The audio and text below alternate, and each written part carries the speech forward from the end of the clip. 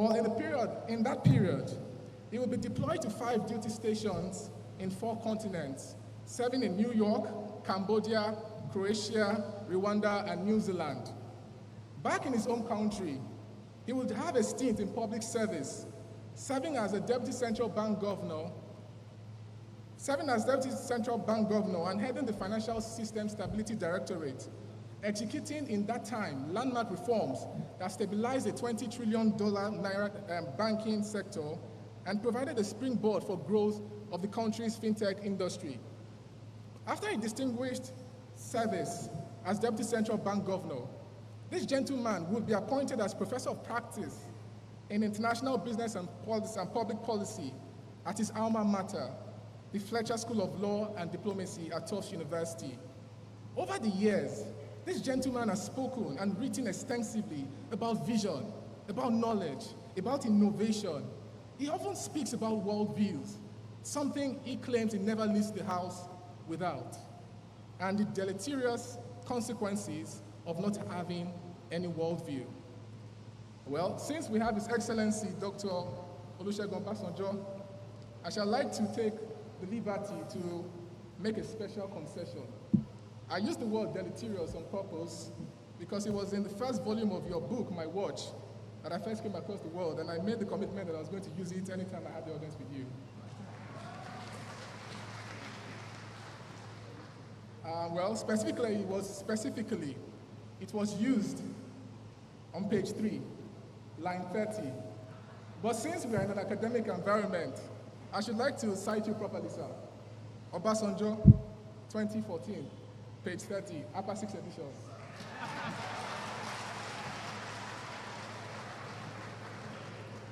So, well, pardon me, I digress. Based on the experiences and intellectual exertions on the themes that this lecture throws up, there should be arguably no one more qualified to interrogate these issues in the broader context of the perennial leadership and development question. Ladies and gentlemen, that young man I speak of is now much older, and like that prophecy, he is a leader of a unique order.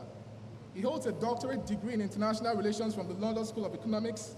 He is an officer of the Order of the Niger, a fellow of the Chartered Institute of Bankers, a recipient of the Doctor of Laws honoris causa, and holds the traditional title of Ife Kaigo of Inewi Kingdom. He's an amazing husband and father to 4 lovely children. Ladies and gentlemen, that man is here with us today.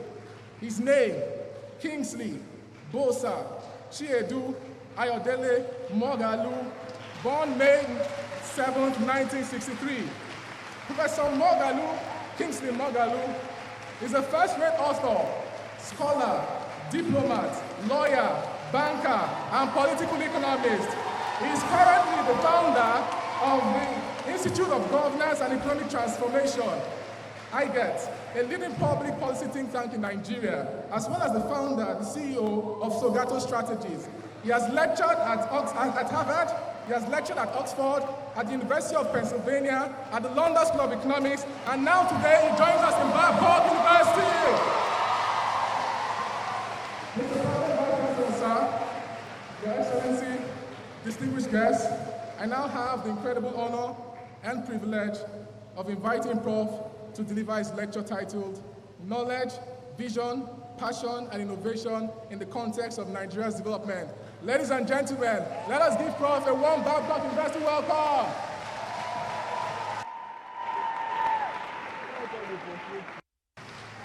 Thank you.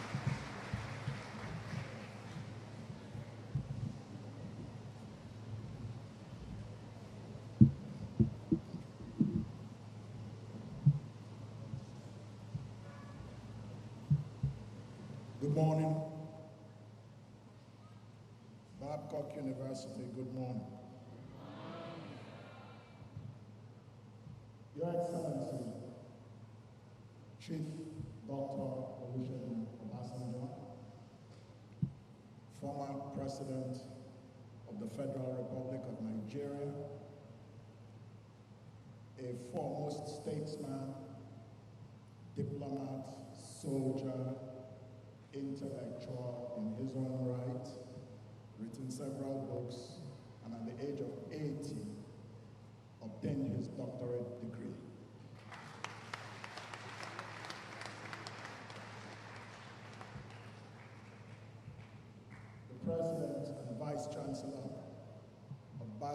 University, Professor Damola Tayo, Deputy Vice Chancellors, high-ranking officers of the university.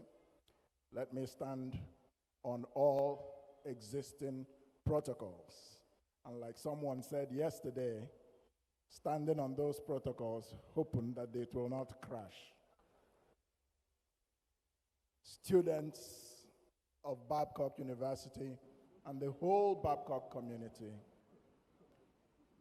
distinguished ladies and gentlemen, good morning. I'd like to discuss this morning, first of all, thank you for the great honor of having me as the convocation lecturer at the Babcock University 2022 Convocation Lecture. I will be speaking this morning about knowledge, vision, passion, and innovation in the context of Nigeria's development. For more than 60 years since our independence from colonial rule, Nigeria has confronted and been weighed down by the challenges of disunity, poverty, instability, and in the past decade, insecurity. And yet, we see that the countries of Asia and most of Latin America, which also went through the colonial experience, just as we did, and some of whom were roughly at the same level of development with us in the early 1960s when we became independent, have, as of today, made far and away much more progress than Nigeria has. I have in mind countries such as Malaysia, countries such as Thailand, countries such as Indonesia, and even South Korea. There is no other answer to the conundrum that we face than a singular imperative. We must reinvent the Nigerian mind. We must reinvent the Nigerian mind. In development begins in the mind.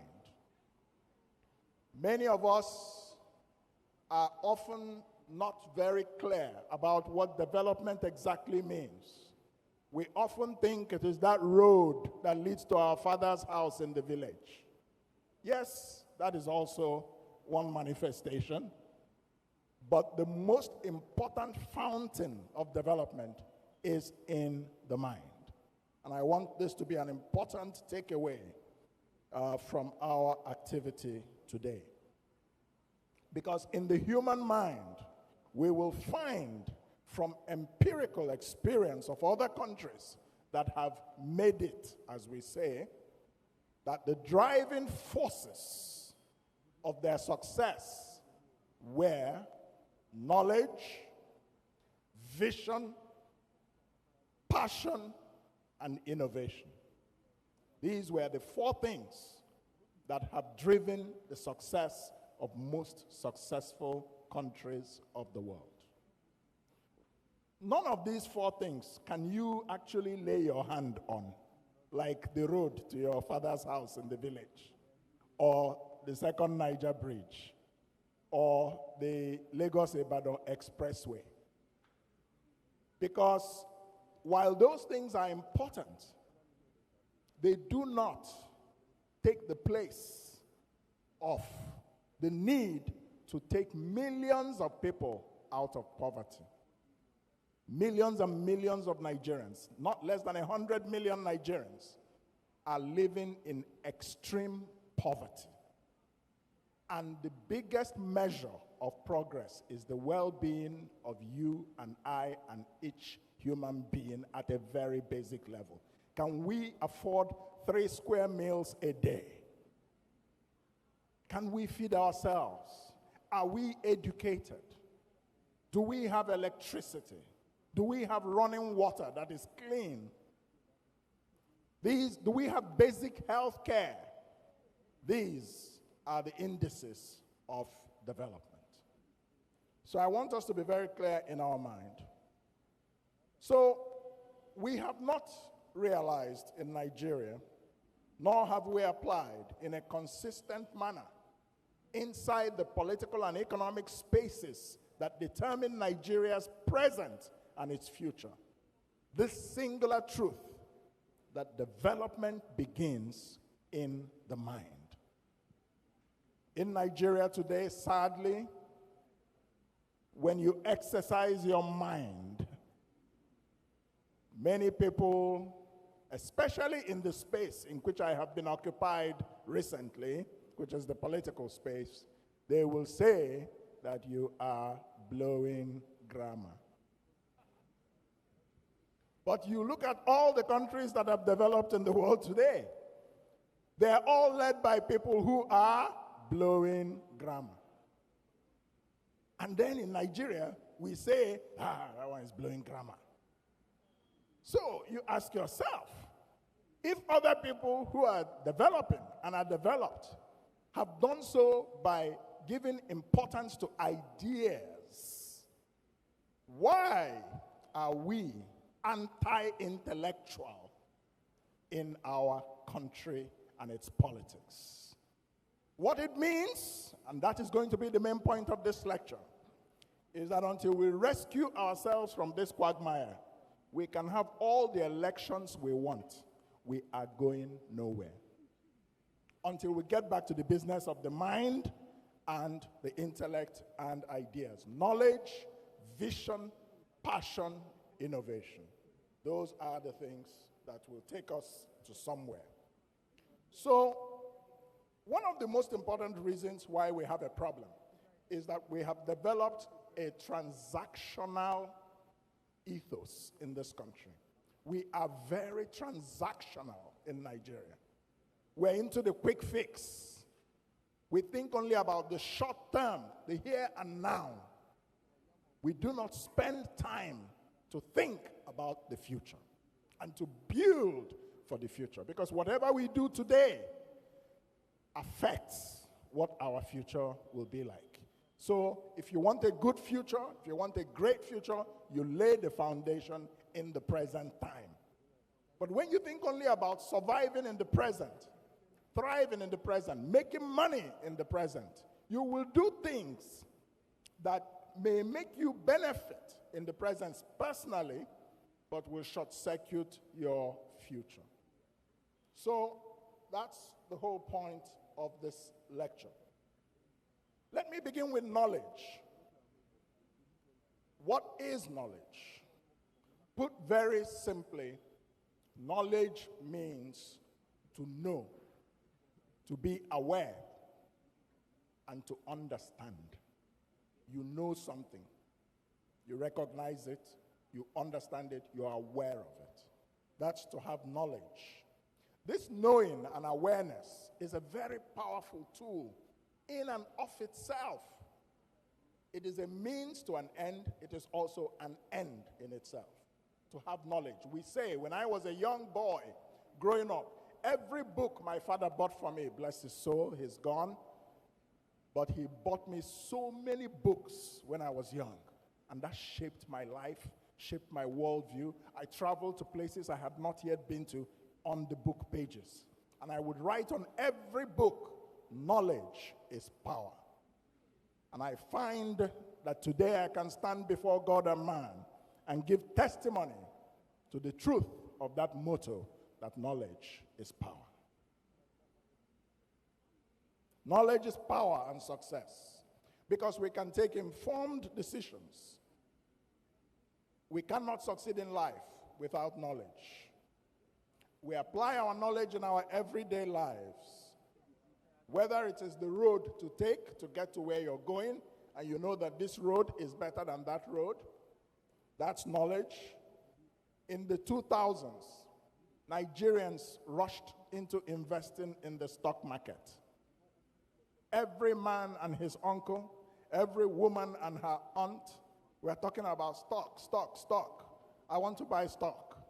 It seemed to everybody in Nigeria as if the stock market went in only one direction, up. In 2008, the stock market crashed. Many people were hurt. What was this all about? Lack of knowledge. Simple. Lack of knowledge. And if you don't know, you ask those who know. We don't always know everything, but we should, if we don't know, look for those who know, especially if you're going to put your money somewhere. So, we see today how the low literacy rate in Nigeria has consigned millions to poverty and impaired their ability to be well-informed voters who understand what real leadership means. As a result, millions of Nigerians will vote for the wrong people for the wrong reasons. Why? Because of the absence of self-empowering knowledge. That is why people will vote on the basis of quote-unquote stomach infrastructure. Because they do not have the knowledge of the damage they're doing to their future by that type of behavior. Even people with formal education, but who lack political education or knowledge, also make wrong political judgments that have weakened the quality of our democracy. And so you will see many educated voters. They will vote in an election for who will win. They're asking who will win. They're not asking who should win. No. Because, and they went to school. They went to universities. But they are not assessing a candidate based on whether he or she can govern. They are assessing that candidate based only on whether he or she can win. Naim get structure. Structure. Structure. Yes, structure matters in politics, but focus only on structure. When we don't assess the candidates, that's why we are where we are today. Let me discuss knowledge in a number of areas. The first is what I've discussed the first, which is the meaning and importance of knowledge. The second is the knowledge society, what we call the knowledge society. And then the third is what I call fundamental understandings about the nature of things, because that's knowledge. Let's talk about the knowledge society briefly. A knowledge society creates or generates to all its members knowledge that can improve our human condition. In such societies, knowledge is the most important factor of production. The 21st century global economy is therefore a knowledge economy. To secure our future as a country, Nigeria must increasingly become a knowledge society. It is knowledge as a factor of production that makes possible a paradigm shift away from natural factors or natural factor endowments such as land, labor, and natural resources towards the production and export of complex value-added products.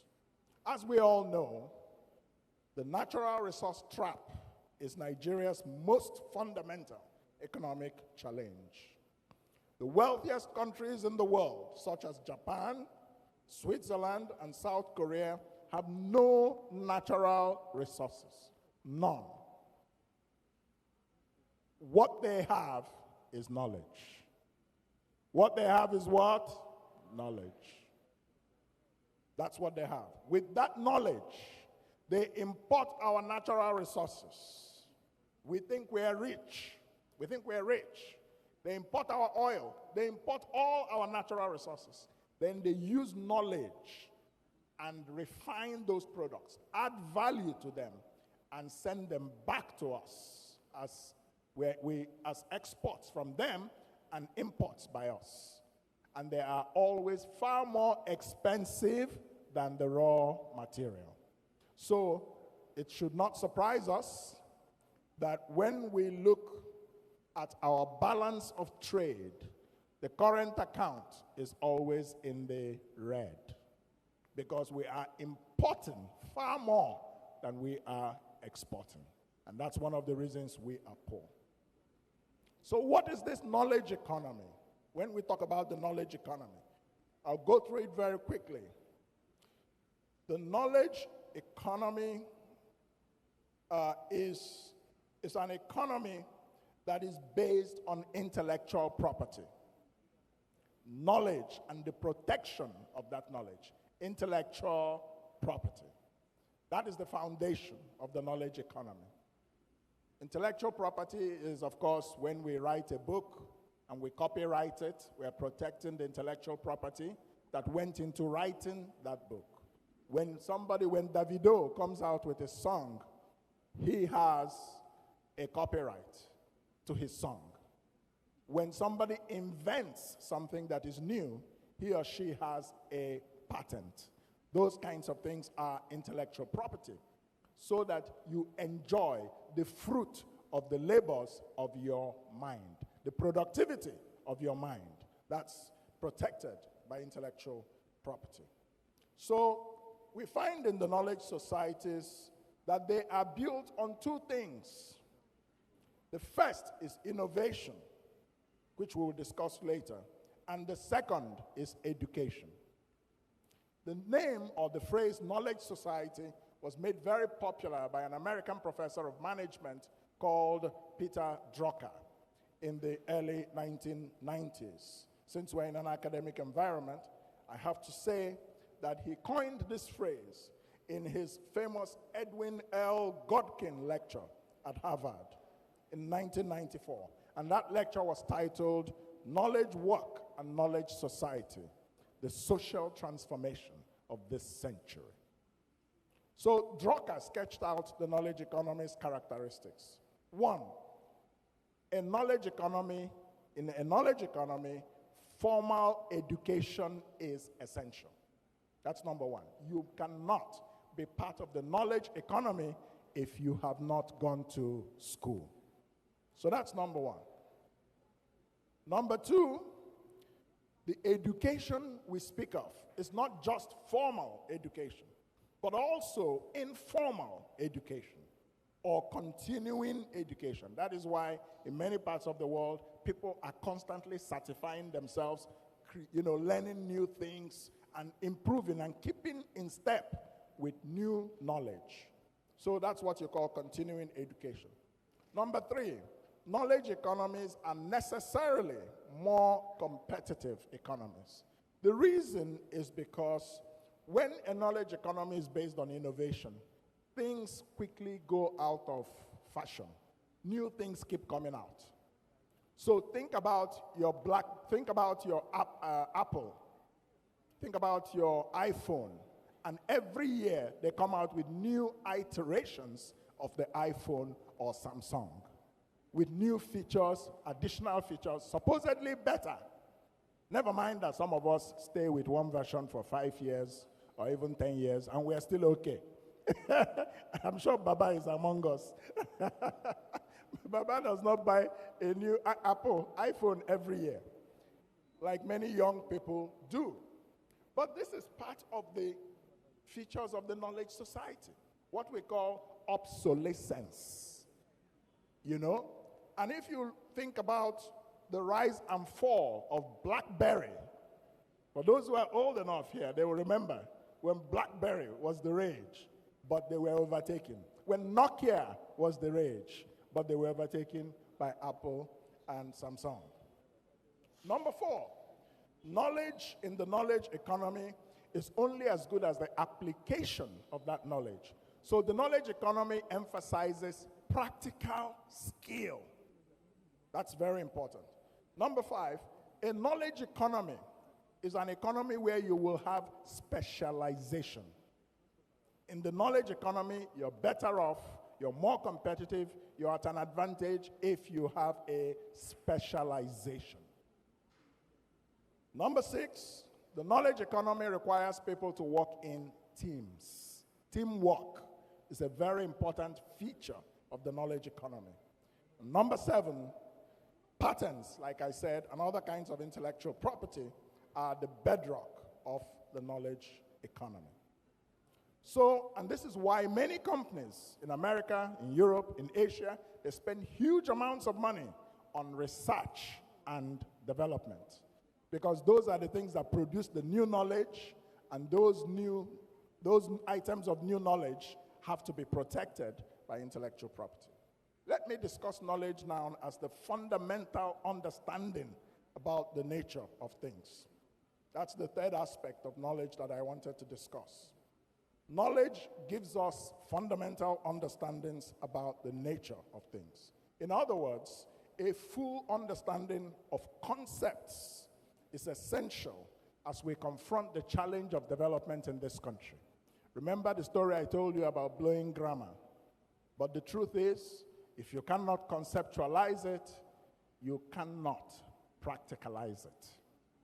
Everything that you consider, quote unquote, practical came into being from a concept, some idea up here. So this is a very, very important thing for us to understand as we face our challenges of development. Challenges that include national security, poverty, achieving economic transformation, and diversification. Here I remember the motto of my alma mater, the London School of Economics, which says, rerum cognoscere causas, to know the causes of things. Deep knowledge, the foundation. When we have this type of approach, when we have this type of knowledge, we tackle our problems of security and development and economy from the foundations. And that is why anybody who has followed me in politics will know that my proposals and my approach has always been an approach that goes to the fundamentals. I'm not in the business of surface things because I have knowledge. So, look at our security challenge, for example. If we look at our security, we will understand some fundamental things. Number 1, territorial integrity is what makes a country a country. You are not a state in international law if your territorial borders do not belong to you. If they belong to somebody else, whether bandits or terrorists or kidnappers, then you must take a second look as to whether or not you are fulfilling the requirements of statehood. Number 2, if you look at internal security, you will go to the grand norm, what we call in law the grand norm, the Constitution, which says that the security and welfare of the people is the primary purpose of governance, of government.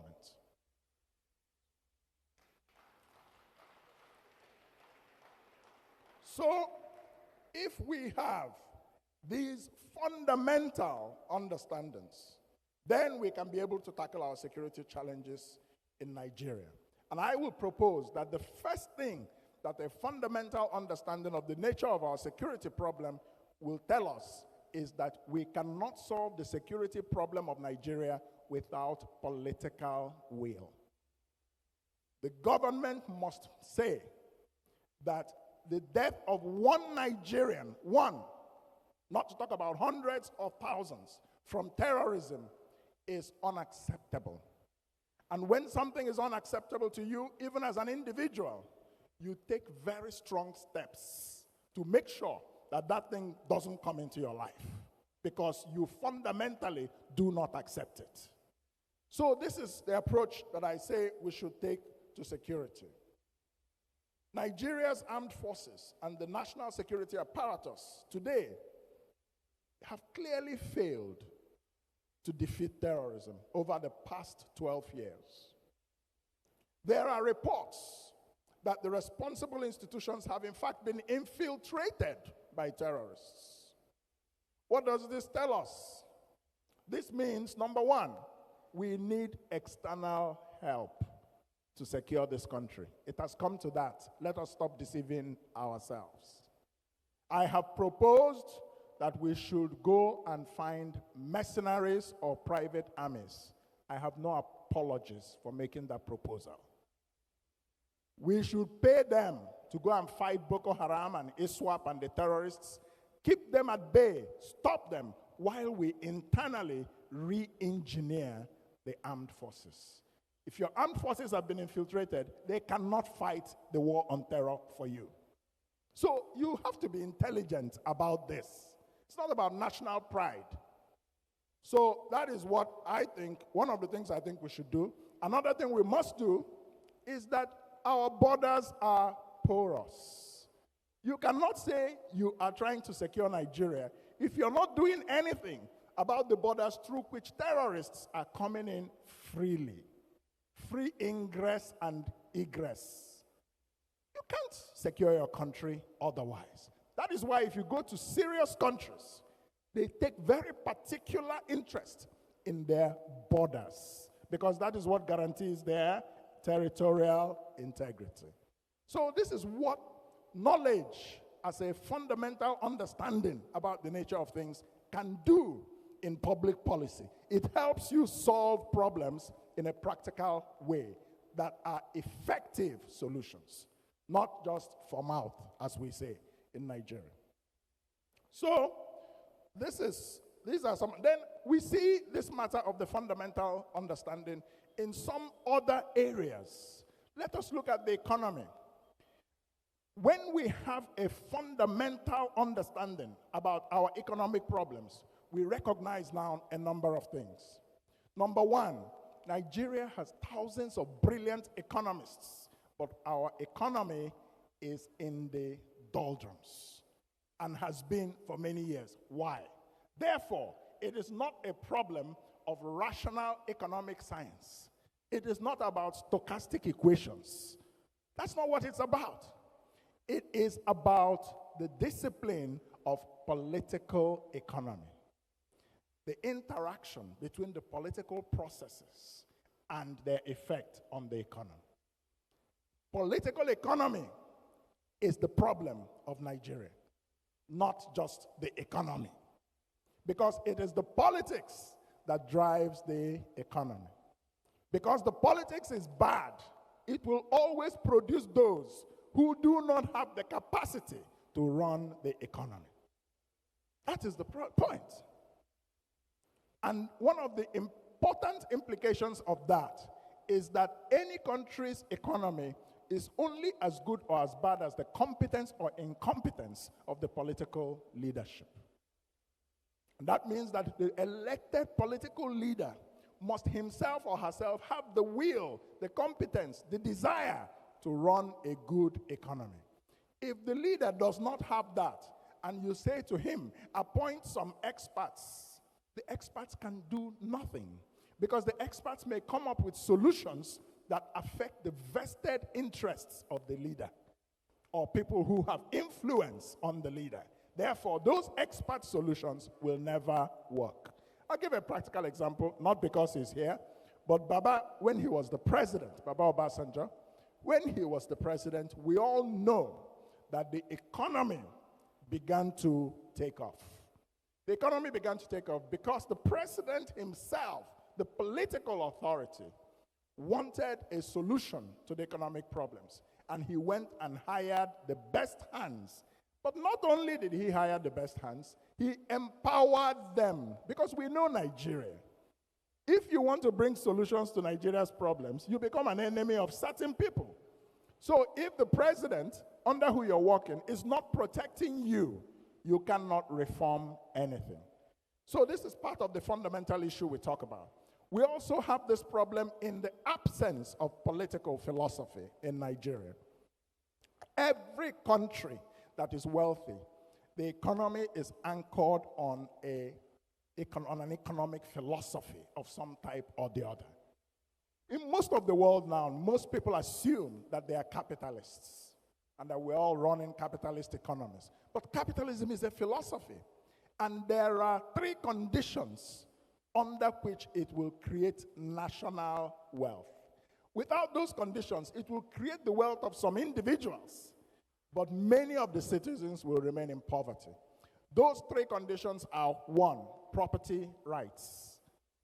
Property rights, the right to own and transfer property freely. Two, innovation. Three, capital. You can't be a successful capitalist economy if people cannot access capital easily. So, but we have the Land Use Act in this country. And I propose to you that although there was a reason the Land Use Act was promulgated, but it has been overtaken. For as long as the Land Use Act remains in Nigeria, Nigeria cannot be a successful capitalist economy. It cannot create the wealth of nations in this country. Why? Because the bureaucracy, C of O, by the time you get into all of that, it prevents so many investments, so many transfers, and so much capital is buried under that law and cannot be released until the law is removed. And we can exchange property in freehold as individuals. Very important point. We also need to understand that capitalism has several types, 4 types at least. You have welfare capitalism. We have that in Europe. Many European countries are welfare capitalists. They charge you high taxes. Income tax is very high in Europe. But in many European countries, you have free hospitals, free education, and so many other social services provided by your high taxes. That's a welfare economy. But because something is generating the wealth that is used to provide for the welfare of the citizens under a social contract. Then you have crony capitalism. Crony capitalism is where the political leadership gives their friends, people who are connected to governments, have favors. They get waivers, as we call it in Nigeria. All sorts of incentives. But the problem with crony capitalism, which we find a lot in Nigeria, and we find it in Russia, where you have the oligarchs. We also find crony capitalism in South Korea. But there's a big difference between the South Korean version and every other type of crony capitalism. In South Korea, you have Samsung, you have LG, you have Hyundai, you have these shipping conglomerates. But the economy is arranged in such a way that below these conglomerates, every other part of the economy is either supplying into these conglomerates or benefiting from them in some way. So that arrangement at the top benefits the people below. We don't have it in Nigeria. We don't have it in Russia. So this is crony capitalism. Then you have entrepreneurial capitalism, which we also have in Nigeria. The small business, SME, the hustle. Let's just call it the hustle, your hustle. Your hustle is part of entrepreneurial capitalism. And then we have state capitalism, like we have in China, where the Chinese state ended communism and socialism, but the state directs the so-called capitalist markets. They serve a strategic function for the state. So if we do not understand these things, and we say that we are trying to improve the economy, I begin to laugh. I have not heard any policymaker in this country discussing what I'm telling you. That's just the fact. And yet, to know the fundamental nature of things is to know these things and to apply them. We talk about restructuring. That's political economy. The federal government has a very strong role in the economy of this country. And our states are all very lazy. Every month they are running to Abuja for FAC, Allocation Accounts Committee meeting.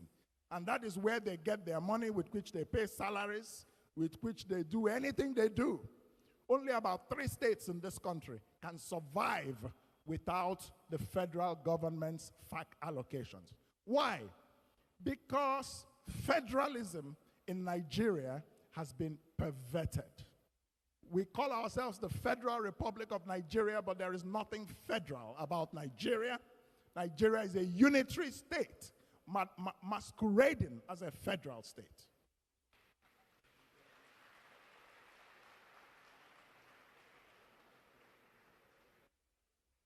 That's the truth.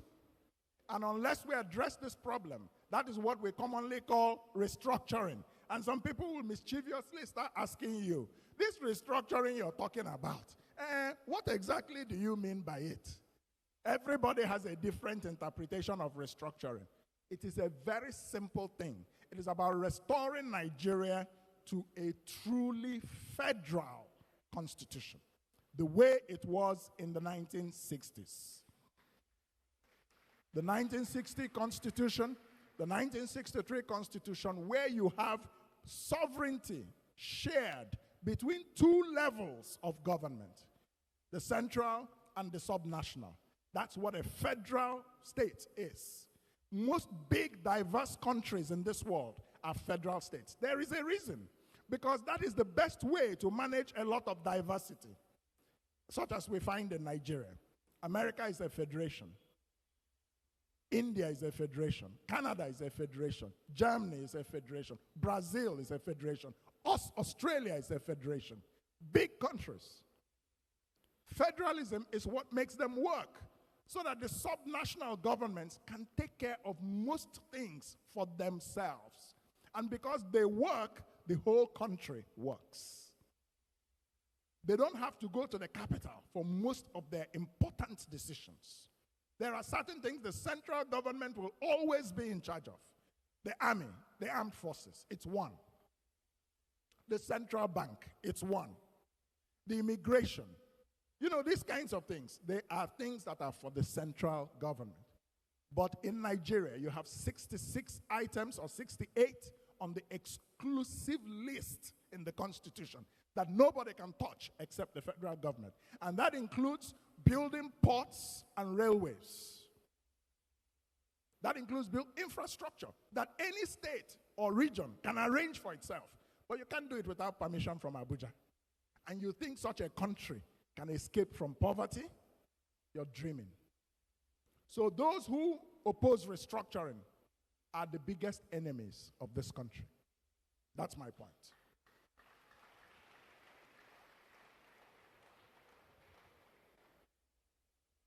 So these are some of the fundamental understandings, as I have said.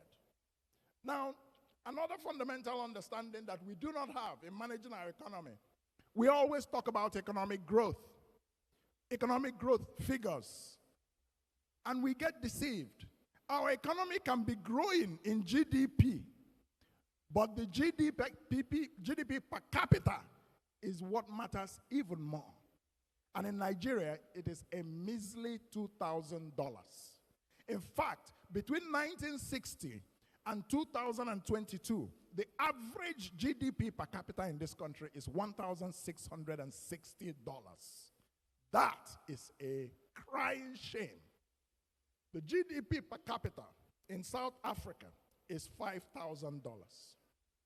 The GDP per capita in Malaysia is $10,500. The GDP per capita in Brazil is $7,000. The GDP per capita in South Korea is $31,000. That is to say, the average income of citizens when you divide the GDP and the population. That is how you get GDP per capita. And it is the most important measure of whether or not the people themselves are doing well. In Nigeria, it's $2,000. And we say that we are the biggest economy in Africa. I have a problem. To know the nature of things. Fundamental understandings. So economic growth is very important. But even more important is what we call human development. The basics. Do you have health care? Have you gone to school? We have 14 million children out of school. 62% literacy rate in Nigeria. Very low. Many African countries have literacy rates of up to 80, 90%. And when people are not educated, they cannot create wealth for themselves. So this is the province of human development. And you start from human development, you go into economic growth, and then you go into structural economic transformation, which is diversifying the economy. And when it comes to diversifying the economy, there is another fundamental understanding that we don't have. Many people think we are diversifying into the export of yam tubers. We are diversifying into the export of cashew nuts. And they tell you that this is diversification. This is not diversification. We talk about diversification, we are talking about complex value-added products that have knowledge embedded in them. You export them, the more you export them, the more dollars you earn, not depending on a single commodity like crude oil.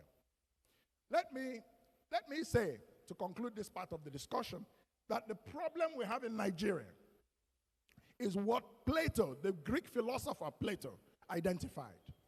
He said, and I quote, "Until philosophers are kings, or the kings and the princes of this world have the spirit and power of philosophy, and political greatness and wisdom meet in one, and those commoner natures who pursue either to the exclusion of the other are compelled to stand aside, cities will never rest from their evils. No, nor the human race, as I believe, and then only will this our state have a possibility of light and behold the light of day."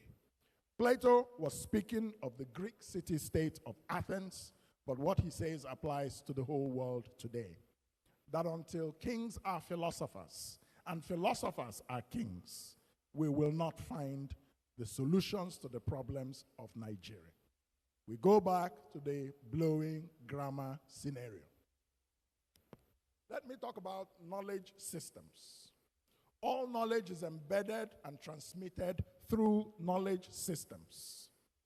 Babcock University holds in its hand the responsibility of being a knowledge system. And I note that your motto says, knowledge, truth, and service. That is a very powerful motto. Knowledge systems have been defined as a body of propositions that are adhered to, whether formally or informally, and are routinely used to claim truth. So we use knowledge systems, we experience knowledge systems in our practical lives. In areas such as education, in literature, in culture and values, in medicine and technology. In today's world, we have two broad divisions of knowledge systems. We have the modern scientific knowledge system, which for short we call MSKS. This has evolved mainly through the Western tradition after the decline of the ecclesiastical order in the Western world, in Europe, in the 16th and 17th century, and the Industrial Revolution came up. Then we have what we call the indigenous knowledge systems, IKS. Examples of indigenous knowledge systems, to use the field of medicine for an example, you have Chinese acupuncture, that is an indigenous knowledge system. We have the Indian ancient Ayurveda. We have African traditional medicine. And all these exist alongside the MSKS tradition. While the modern scientific knowledge system tends to be written and it leans towards demonstrable empiricism, indigenous knowledge systems tend to be transmitted through oral traditions, and it is often accompanied by belief systems that are related to the supernatural. It is undeniable that the relative dominance of the modern traditional knowledge system has to do with the rise of the Western world today, through the transatlantic slave trade, through colonialism, through military conquests. They made their way of transmitting knowledge the dominant way of transmitting knowledge in the world. So the West has rewritten global history in its own image. They come to Africa, they take our plants, take our herbs, go overseas, Merck, all these great pharmaceutical companies, they turn our plants into white tablets and send them back to us with intellectual property included. You're making them rich, but the stuff that makes them rich comes from here. That's the point. In recent years, indigenous knowledge systems have been globally validated by the World Intellectual Property Organization, WIPO, through its important work on what it calls traditional knowledge, TK. WIPO defines traditional knowledge as, quote, knowledge or practices passed down from generation to generation that form part of the traditions or heritage of indigenous communities. So this raises the question, can Nigerian traditional medicine and herbalism be enhanced for our country's development? In my view, the answer is yes. And we can do this through, for example, one, we can standardize the testing of results and outcomes of such traditional medicine. We can standardize and regulate the practice of herbal medicine, including certification.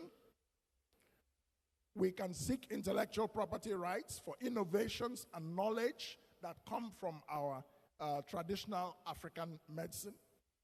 And we can mainstream this into health policy.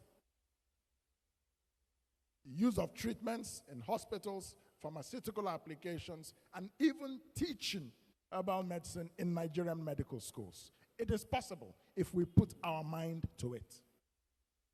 So I want to be very clear here that I'm differentiating the provable qualities of medicinal herbs from the more spiritual aspects of African traditional medicine, which undoubtedly can sometimes be controversial and subject to both religious beliefs and cultural evolution. I want to tell you a very short and funny story. When I was a law student, there was a case in which a man went to a native doctor and told the native doctor, please do medicine that will make me bulletproof. So the native doctor was confident in his thing. They did it, and they agreed to test it. The man stood there. The native doctor cocked his gun and fired. Boy! The man hit the ground dead. Naturally. So the native doctor was now charged with murder. And the native doctor now, the lawyer of the native doctor, said he cannot be convicted for murder because he did not intend to kill his client. He was just trying to demonstrate something, and something went wrong. This thing has been working for everybody else. So, of course, he was convicted, I think, for manslaughter. My memory this is a very long time ago. So, but anyway, at Babcock University, we're in the area of education. And so the matter of knowledge systems is something you must really take very seriously. We have seen how authors like Chinua Achebe, Wole Soyinka, Cyprian Ekwensi have used their writings, even though they were writing in English, to project the African knowledge system and the African culture and values globally. And somebody has said, but can you do that writing in English? But I think they have done so very successfully. Wole Soyinka wrote Death and the King's Horseman, where the king's horseman wanted to commit suicide because he felt it was his duty because of something that happened to the king. But the colonial authorities rejected that because they had a different value and knowledge system. In Chinua Achebe's books, Okonkwo and Ezolo, in Things Fall Apart, Arrow of God, the protagonist, again, you see conflicts between us and the Western society when colonialism came. Cyprian Ekwensi used his novel, Burning Grass, to examine Fulani nomadic life. But the Kenyan writer Ngugi wa Thiong'o has stopped writing in English. He says, I will not write in English, I will write in Swahili. I will write in Swahili. If you want to translate it into English, be my guest. But he has decided to validate his own knowledge system by writing in the local language. I believe that Nigerian universities must be in this business of using your system to transmit knowledge systems that are indigenous to us.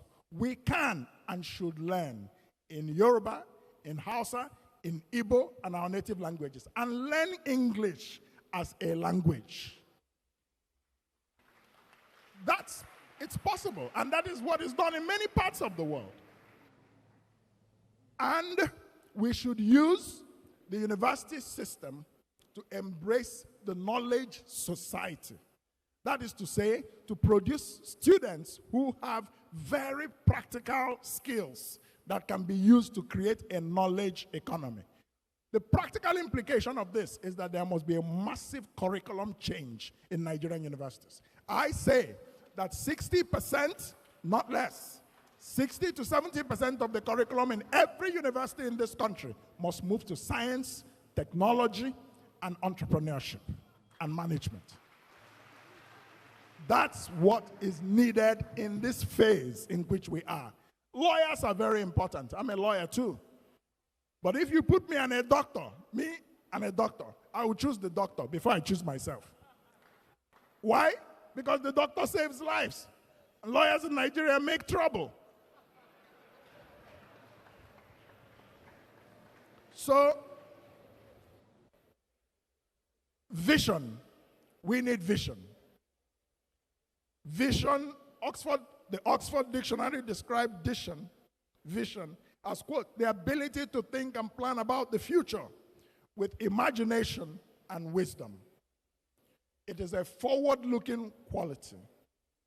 And for Nigeria to achieve its potential, we have to have vision.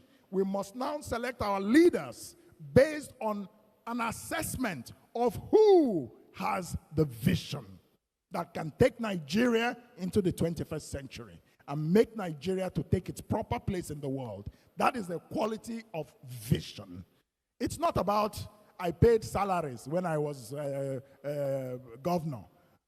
I built this road, or I built that bridge. Those are basic functions of governance. It is assumed that you should do it. How can you come to a campaign and be telling people, I paid salary? I don't understand it.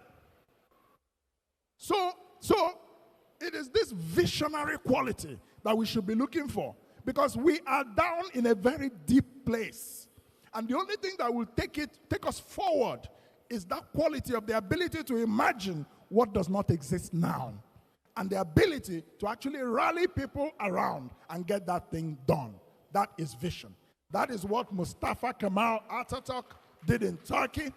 That is what Mahathir Mohamad did in Malaysia. That is what people like Nnamdi Azikiwe and Awolowo did in Nigeria and Ahmadu Bello in their regions. In those days,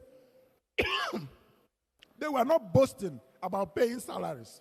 They were imagining the future and trying to construct it. That's vision. Now, let me discuss why we have failed. We had Vision 2010. We had Vision 2020. We had the economic, APRG. Economic, I can't remember what they called that thing. None of these things has worked in Nigeria. Do you know why? Some very important reasons. Number one, there's a difference between vision and dream. A vision is a powerful thing. You have to have the ability to make it come to pass. A dream is what you saw when you were sleeping. They're two different things. So you cannot be dreaming and say that you have a vision.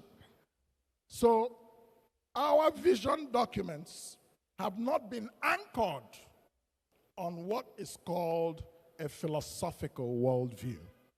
That is what gives us the ambition to try to achieve the vision. And what is a worldview? A worldview is how you see the world around you and how you determine to conquer that world around you. Your relationship between you and nature and who you are in the world. It asks the question, who are we? Where are we coming from? Where are we going? How are we going to get there? What is the value system that will underpin the Nigerian society? What is the strategy that will turn Nigeria into Malaysia in 20 years? What is the strategy that will turn Nigeria into Dubai in 30 years? That is a worldview. It is a national ambition, and every great country has it. In America, they will tell you that they are God's own country and that they have a manifest destiny.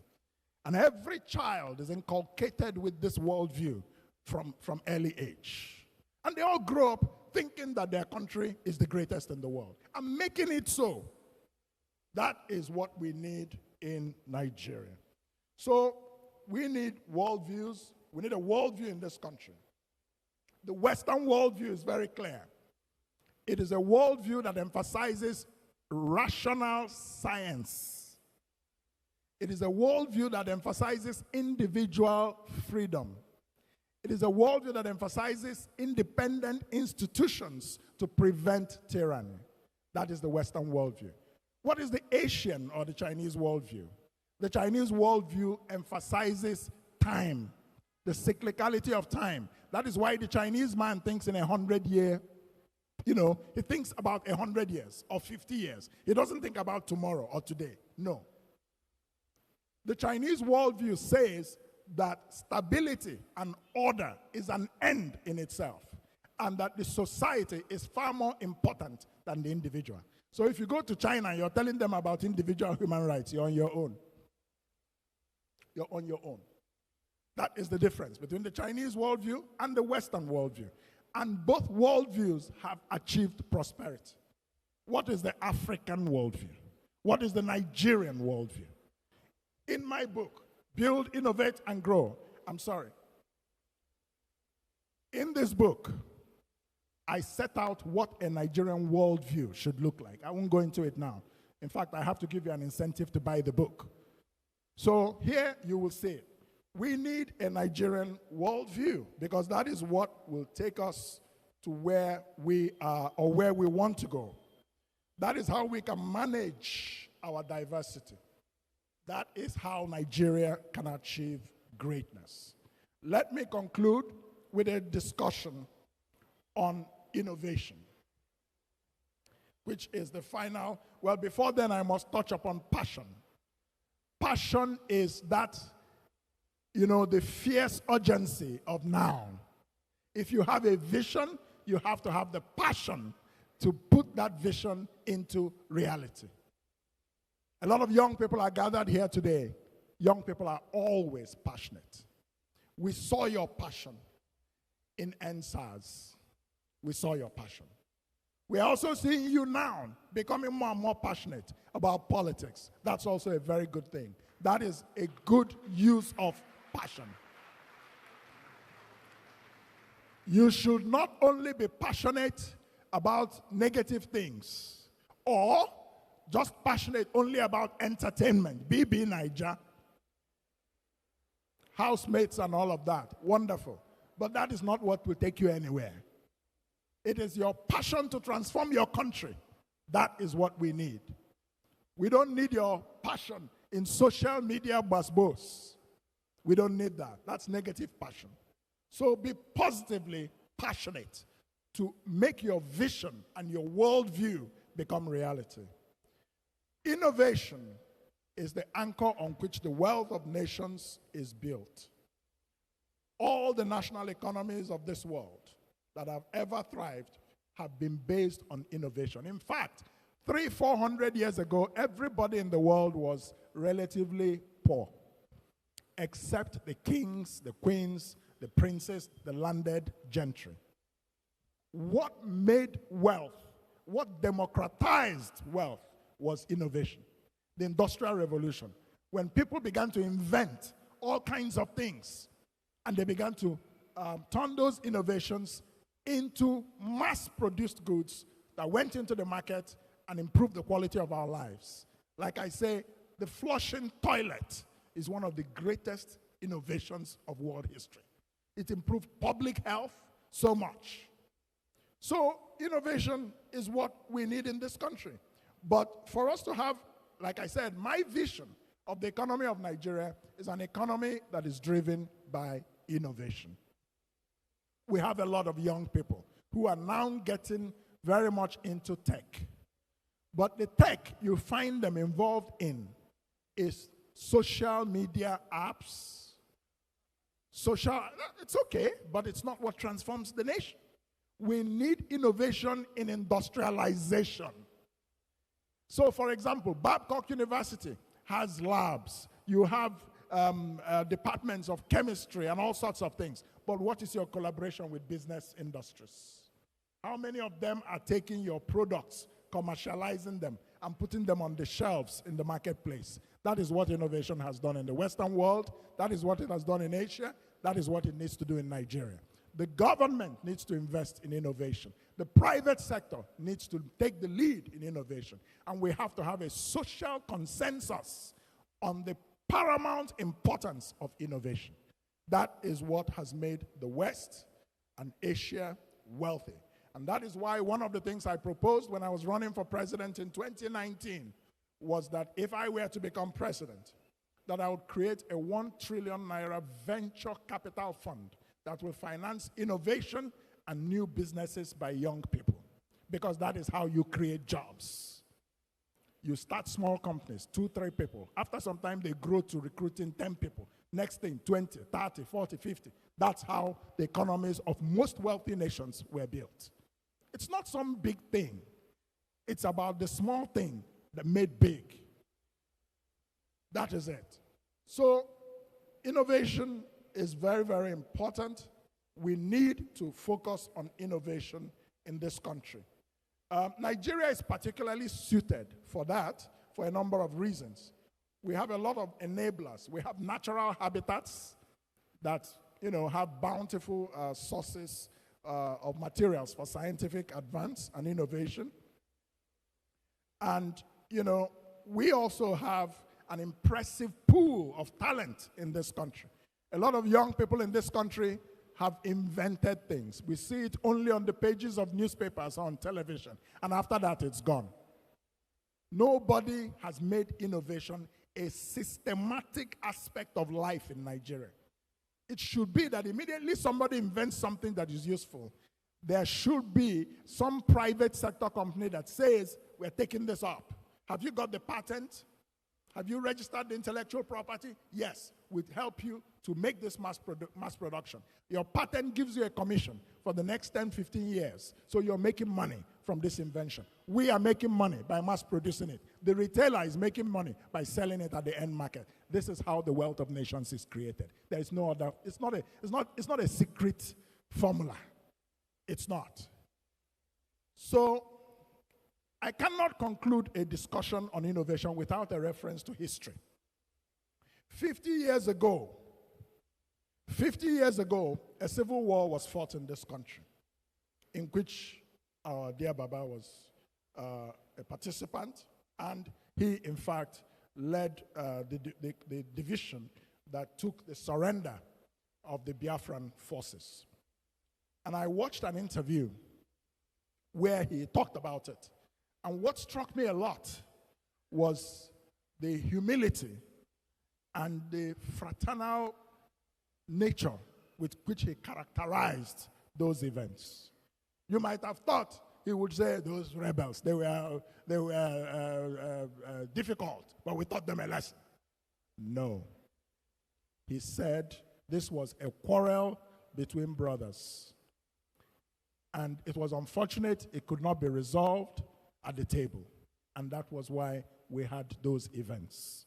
But we thank God that those things are over. But something happened during that war. Scientific innovation. The Biafra, the short-lived Republic of Biafra, necessity became the mother of invention. With all the blockades, I was a child in Biafra. Yes, and I remember that we used to eat grasshoppers. We used to, cockroaches, all these things. you will be shocked how much protein they have. But if today somebody tells you to eat a grasshopper, you start doing, But I also have spent a lot of time abroad, and I have walked into shops that have grasshopper this, cockroach this, that. The Westerners are making money. Lizard. They're making money from these things. So in Biafra, they started using coconut water and coconut oil to fuel their cars. They invented crude bombs called Obunigwe, Ojukwu bucket, all those kinds of things. All sorts of brilliant inventions. But there was a tragedy. After the war, there was no effort to bring these immediately after the war. Who are these brilliant people who did this thing? Do it for Nigeria. Something was missing. So we lost the benefit of those inventions. Although in a very interesting scenario, but it was only 20 years later when General Babangida appointed Professor Godian Ezekwe, who was the head of the Biafran RAP, Research and Production, appointed him Minister of Science and Technology in Nigeria. Precisely because, well, I suppose he was impressed with what they did in the Civil War. But it was too long. And maybe people had forgotten, they couldn't get the teams together, it didn't work out. But if it had been done after the war, immediately after the war, when it was fresh, Nigeria would have been at a very different place today. So let me conclude. We have discussed in this convocation lecture the role of knowledge, vision, passion, and innovation, what it can do, what this can do in Nigeria's journey to development. But I say that while physical infrastructure is doubtless important, Nigeria cannot go anywhere without knowledge, without vision, without passion, without innovation. That is what the wealth of nations is built on. In this country, we have made shallowness a national pastime. We don't want to think, and yet we want to develop. You cannot eat your cake and have it. It is either you think and grow rich, like somebody said in one book, or you don't think and you remain poor. Let nobody deceive you. Let nobody fool you.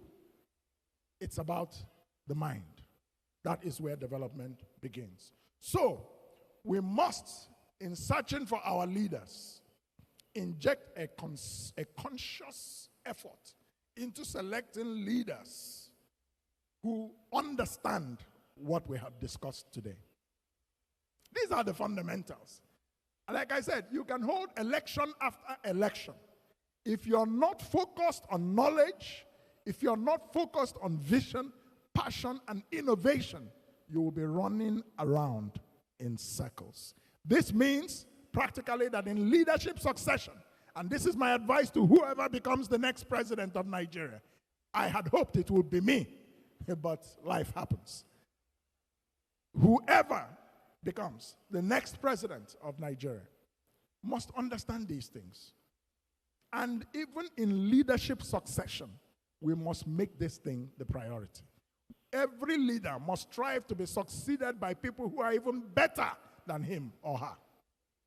That's the only way the nation can grow.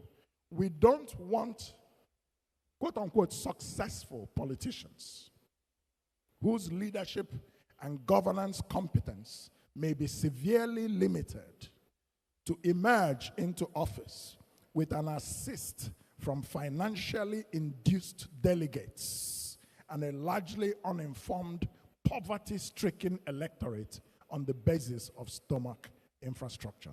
Thank you.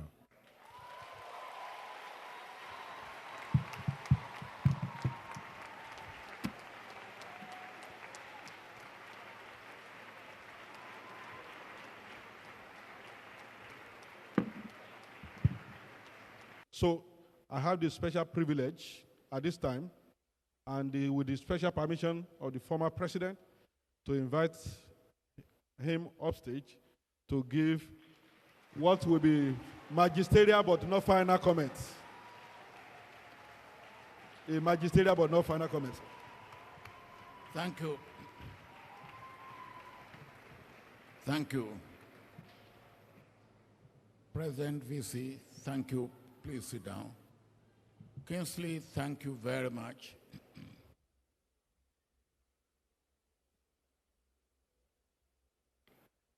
For me, it's always a pleasure to be here, President of the university. And as I said to you in your office before we came to the amphitheater for the lecture, I said at the beginning we were together, and we have remained together, and we will continue to remain together.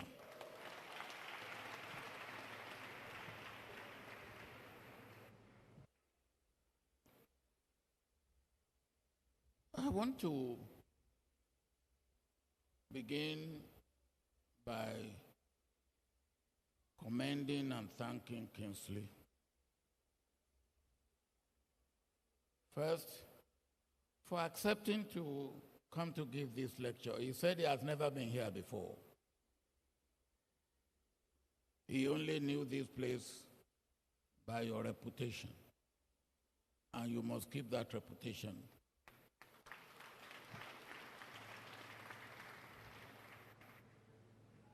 And I want to commend him for doing justice to the topic he has chosen by himself, because I believe he chose this topic by himself. Knowledge, vision, passion, innovation in the context of Nigeria development. And we can say that this is a very topical lecture at this time in our development. You dwell very heavily on knowledge, and I cannot agree with you more. The only place where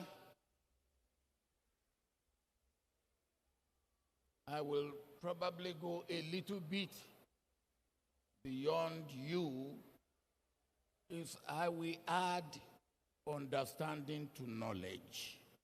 It should be knowledge and understanding for me, because some people have knowledge and they have no understanding, and that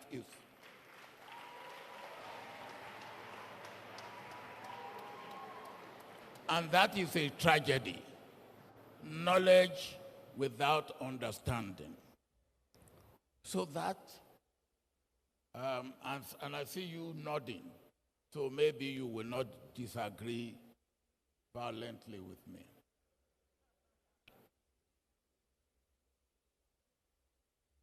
You mentioned something,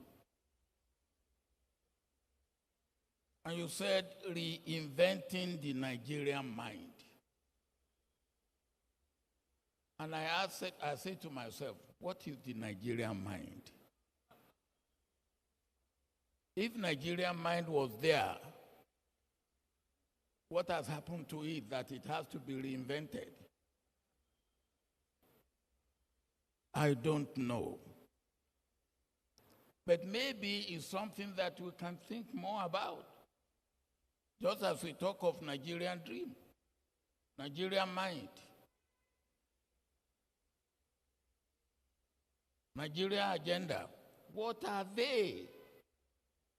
And how can we really focus on them and make them relevant and helpful in our development effort? But I come to the point, knowledge, and I like the way you went about knowledge, vision, and of course, you differentiate vision from sight. and passion, which to me really means a little bit of madness. And that's what passion is. Innovation, of course, you talk very much about. And I love all that. But on the personal side, which is knowledge, vision, and passion all about, where is love? Where is compassion? Where is continuity? Where is patriotism? And these we cannot afford to ignore in our country.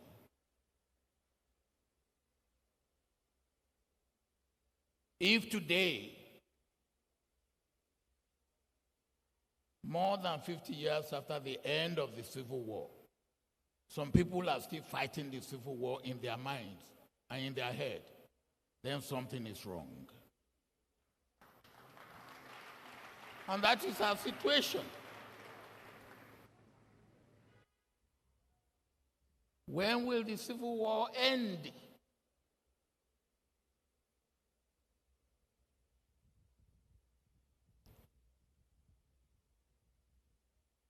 And the Bible talk of my people are perishing for lack of knowledge.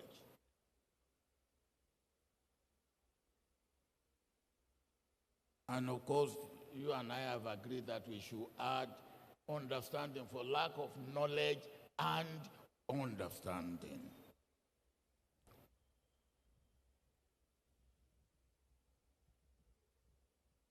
Knowledge is very important. And you, of course, went out to lay out knowledge system, acquisition of knowledge, acquisition of skill, and all that.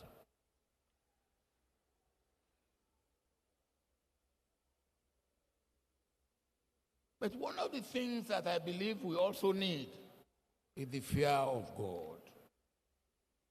If we are going to get there, many of us have no fear of God. And yet, the fear of God is the beginning of wisdom.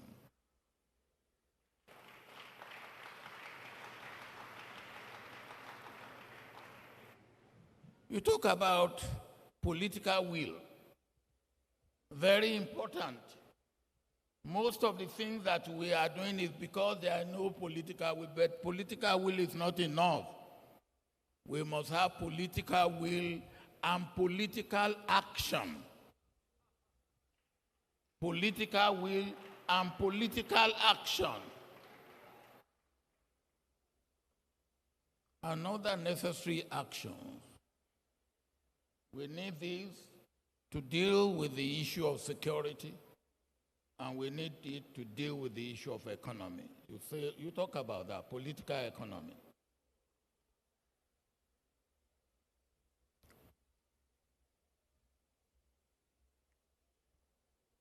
Let me tell two stories.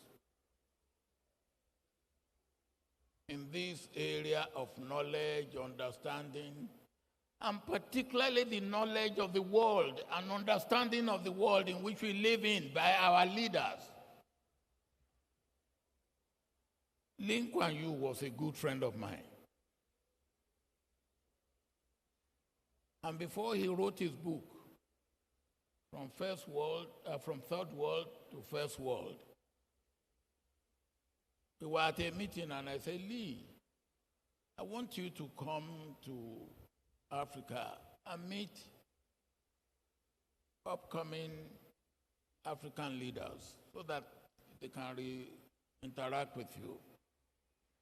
And he said to me, you see, my friend, once I go against time zone, I'm useless for the next 48 hours. Why don't you bring these people to Singapore? I said, Please bring about 40 people to Singapore. He said, we will pay. Bring them. And they paid. I took about 40 young African leaders to Singapore. For 2 days, Lee Kuan Yew sat with us, bringing people who had worked with him, and they were telling us the story of what they did, how they did it. My young African leaders were all anxious to get the magic, the talisman. And after 2 days, they asked the question, what is the magic? And Lee Kuan Yew said, there's no magic. We did a few things right, and we continue to do them right.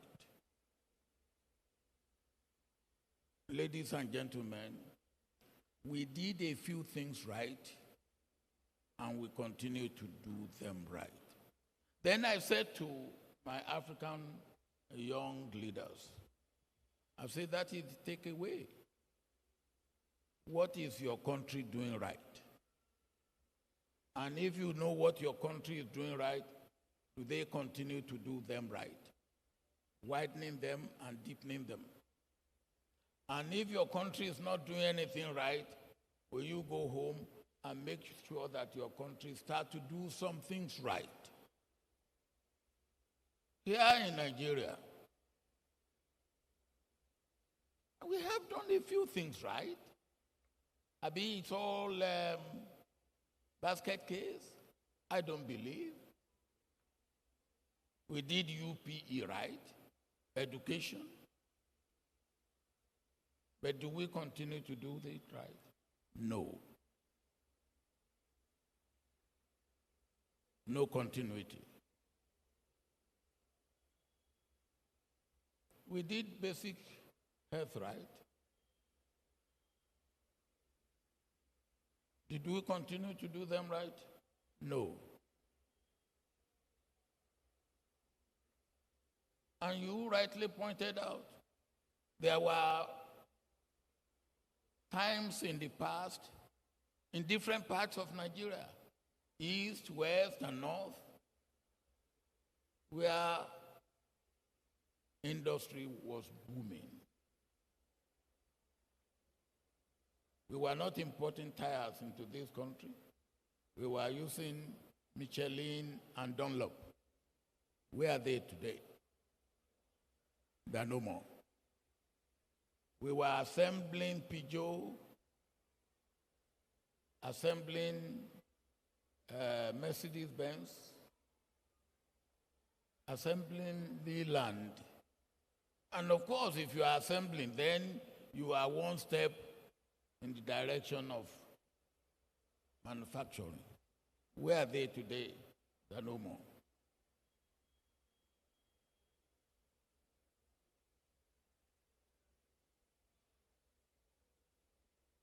So when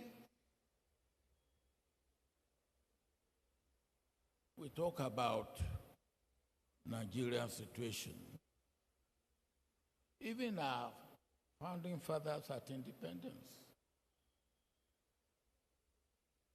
there were mistakes, but there were right things that they did that we should continue to have been doing right, that we didn't. For me, the most tragic thing is we have lost direction in nation building. That is the most tragic. And for as long as we do not get it right in nation building, we cannot get anything right in this country. And we are not getting nation building right. You talk of your understanding and you're wanting to be a president. The situation in Nigeria today is so bad, and let's not deceive ourselves, that no individual can say he has solution to the Nigerian problem. I, standing before you, will not claim that. And yet, without being immodest, I have experience of this country. I know it a little bit. And I will not say that if you give me Nigeria today, I have solution to the problem. That is telling you the truth.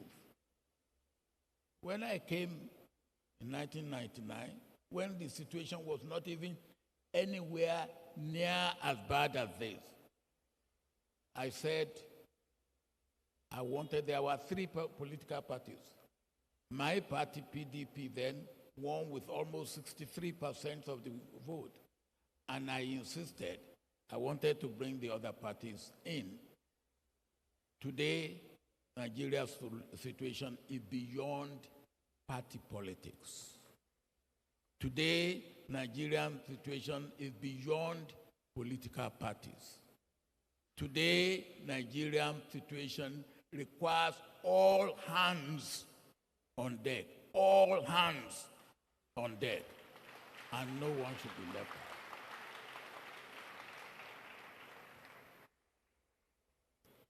Whether the idea is to reinvent the mind, Nigerian mind, whether the idea is to have Nigerian dream, whether the idea is to have Nigerian vision, which will, of course, take along knowledge, passion, innovation, love, compassion, continuity, patriotism, and all that, we have to get it right. If we do not get it right, you said those who do not want restructuring are the worst enemies of Nigeria. If we do not get it right, for us to fail to get it right, we will all be the worst enemies of Nigeria, and God help us. Thank you. A round of applause for Baba. Thank you, sir. Thank you, sir. Thank you, sir.